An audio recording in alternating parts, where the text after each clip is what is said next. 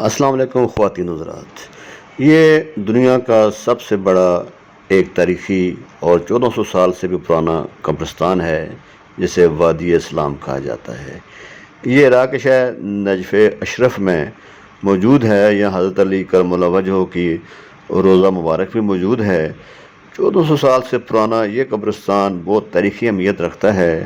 قبروں کے اوپر قبریں، قبروں کے اوپر قبریں، اور ایک اندازے کے مطابق تقریباً 60 لاکھ سے بھی زائد قبریں یہاں پر موجود ہیں۔ کچھ روایات ہیں کہ تقریباً 40,000 سے زیادہ انبیاء کرام، اولیاء کرام اور علماء کرام کی یہاں پر قبریں ہیں۔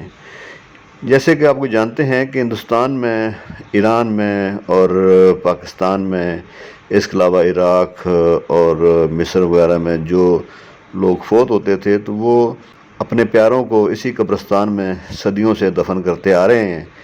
اس قبرستان میں جب اس کی جو شان و شوکت ہے یا اس کی جو عزت و احترام ہے، ایک تو حضرت علی کرم اللہ وجہہ کا جو روضہ مبارک یہاں موجود ہے اس کی وجہ سے ہے۔ اس کے علاوہ کہا جاتا ہے کہ حضرت نوح علیہ السلام، حضرت آدم علیہ السلام، حضرت ہود اور حضرت صالح علیہ السلام کی قبریں بھی اسی قبرستان میں موجود ہیں۔ دیگر انبیاء کرام بھی یہاں پر دفن ہیں۔ بہت بڑا اور وسیع و عریض رقبہ پھیلا ہوا یہ قبرستان ہے۔ ایک اندازے کے مطابق تقریباً 20 مربع کلومیٹر سے بھی اس کا زائد رقبہ ہے۔ یہ ایک ہی قبرستان ہے جو عراق کے شہر نجف اشرف میں موجود ہے، اور آس پاس کے ملکوں سے بھی اور دیگر علاقوں سے بھی یہاں لوگ اپنے پیاروں کو دفن کرتے ہیں۔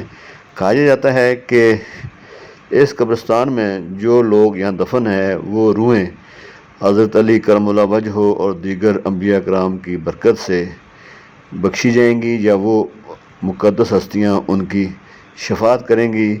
اس کا احترام اس طرح سے بھی کیا جاتا ہے۔ پہلے وقتوں میں علماء کرام اور دیگر حضرات اور اولیاء کرام بھی اپنے پیچھے نصیحت کرتے تھے کہ ان کی جب فوت کی ہو تو ان کو اسی قبرستان میں دفنایا جائے۔ یہاں ہر جمعرات کو یا جمعے کو جو مومنین کی روح ہیں اکٹھی ہوتی ہیں اور ان کے درجات کے بلند ہونے کی ایک طرح سے تصدیق ہوتی ہے۔ اس قبرستان میں حضرت علی کرم اللہ وجہہ کی وجہ سے لوگوں کا یہ یقین ہے کہ وہ جب دنیا سے جائیں گے تو آخرت میں ان کی بخشش ضرور ہوگی۔